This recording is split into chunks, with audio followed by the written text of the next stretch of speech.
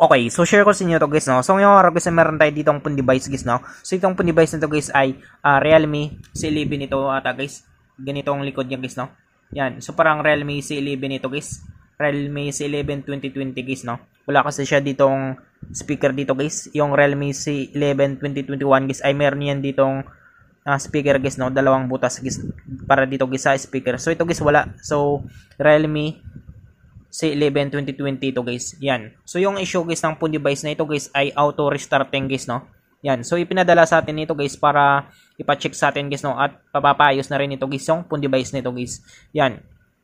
So ipinadala sa atin guys ay ganito guys yung nangyayari guys sa phone device guys, no. Yan. So hindi siya nagtutuloy guys sa menu guys. So hanggang ganito lang siya guys, no. Yan. Tapos mamatay siya, tapos bubuka siya ulit. Yan. So, ito guys yung sakit guys ng phone device nito guys, no. So, ngayon guys, ang gagawin natin guys, try natin guys, i-fix guys yung ganitong issue guys ng phone device nito guys, no. Yan. So, ang gagawin natin dito guys ay bubuksan natin ito. So, para mabuksan natin ito guys, una natin gagawin dito guys ay tanggalin muna natin guys yung SIM tray nito guys, no. So, tanggalin natin guys yung SIM tray nito. So, ayan siya guys, no. So, may SIM card pa siya. So, tabi lang natin yan. Sunod natin dito guys para mabuksan natin guys yung unit na ito guys. Pwede yung gumamit guys ng pang opening tools yung guys, no. So, sa akin guys ay gagamit lang ako dito guys ng kuko guys. Yan. So, simulan natin.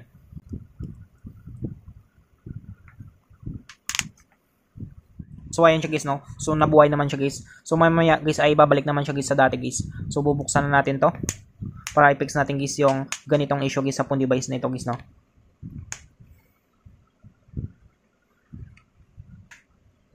Yan. So, nabuksan natin guys. So, dandan natin. Yan. So, tabi lang natin yan siya guys, no.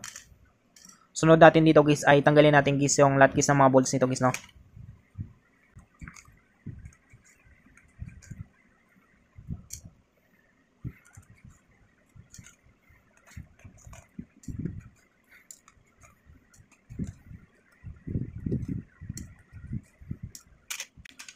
So, ayan siya guys, no. So, natanggal natin guys yung lahat ng mga bolts niya guys. So, tanggalin natin guys yung cover nito guys.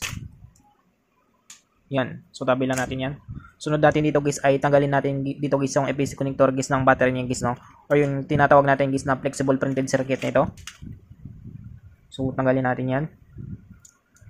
Yan. So, nilagyan guys ng tape ito guys yung likod niya guys. So, tanggalin natin yan.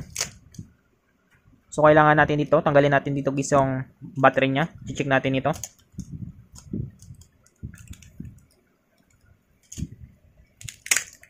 So, tabi lang natin yun siya guys, no. Yan. Sunod natin dito guys ay bubuksan natin ito guys.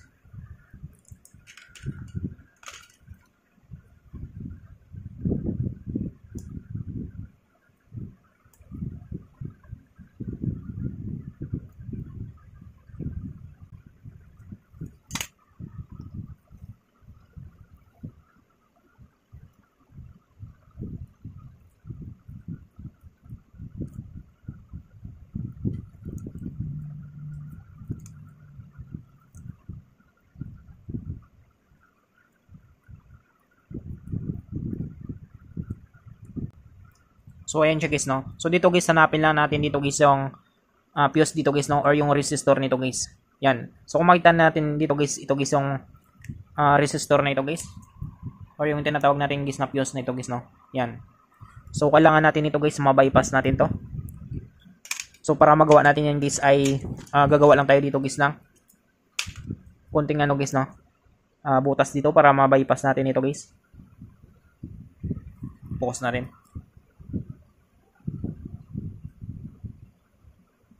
So, gagawa lang tayo ng daan dito guys, no.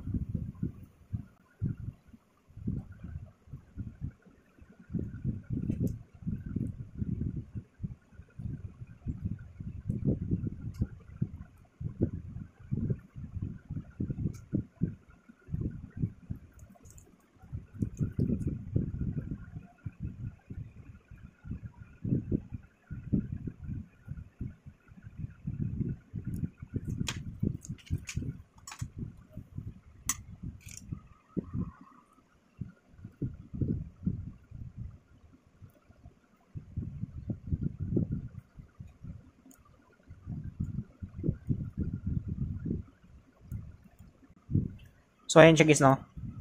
So buksan lang natin dito guys yung kaya lang natin siyang i-bypass dito banda. Yan. So ito guys yung resistor nito guys, no, or yung fuse na ito guys. So kailangan natin ito guys ma-bypass ito guys. Kapag ganito kasi guys ay meron na siyang tama guys yung fuse na ito guys, no. Kapag nagpapatay sin dito guys. Yan. So dito guys ang kailangan natin guys mag-inject lang tayo dito guys ng flux natin. So inject tayo. So kailangan rin natin dito guys ng soldering iron guys, no. Flux tsaka yung lead natin. So ito guys yung lead natin.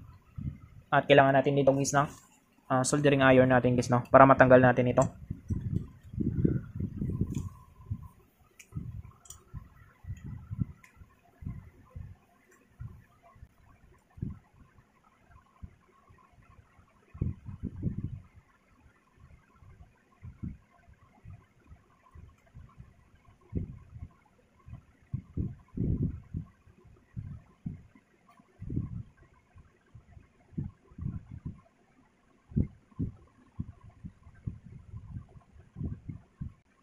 So ayan guys, no. So natanggal natin guys.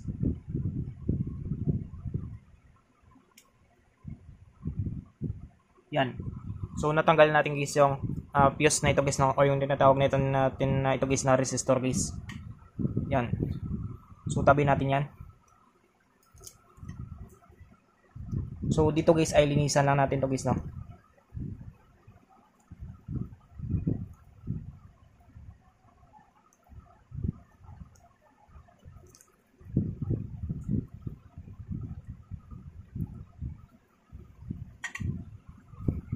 So linisan lang natin to guys.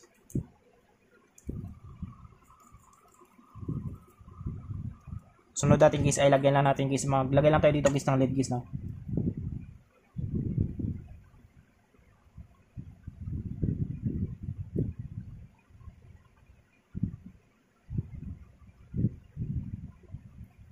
So ayan siya guys, no. So ayusin lang natin guys.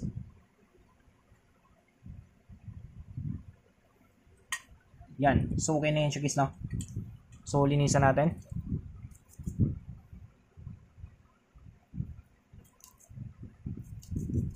So ayan siya guys, no. So na-bypass na natin to guys, no. Yan.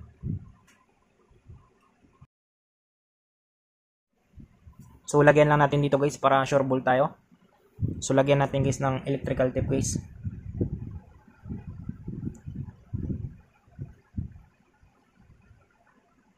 So ayan siya guys, no. So natin guys ibalik natin. Yan.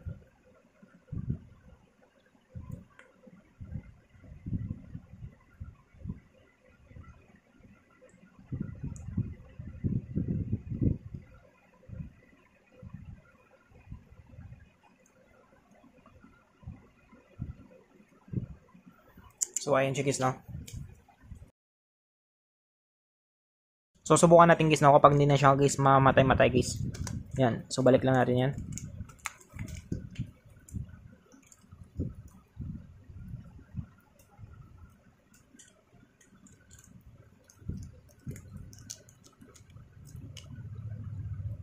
Yan. So panda rin natin guys, no. So subukan natin guys kapag magtuloy na siya guys, no. Yan. So antayin lang natin.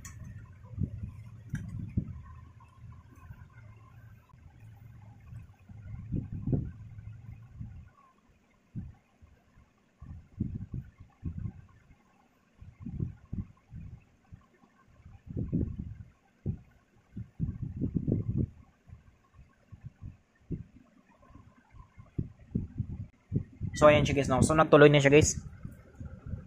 Yan. So antayin lang natin, naglo-loading siya guys, no. Yan. So try natin mag-call tayo guys. So dapat guys mamatay ito guys, no. Kapag may tama pa rin guys yung BMS niya. Yan. So hindi na siya namatay guys. Ibig sabihin guys ay na-fix natin guys yung issue guys ng phone device nito guys, no. Yan. So yung tinanggal natin guys ay yung fuse resistor lang guys dito guys sa BMS niya guys, no. Yan. So I hope guys na makatulong sa inyo itong video tutorial natin. Sa mga bago pa lang sa ating channel guys, no, huwag natin kalimutan guys i-click isang subscribe at yung notification bell button para ma-update ko kayo guys sa susunod natin guys na video tutorial. Thank you guys and God bless sa lahat.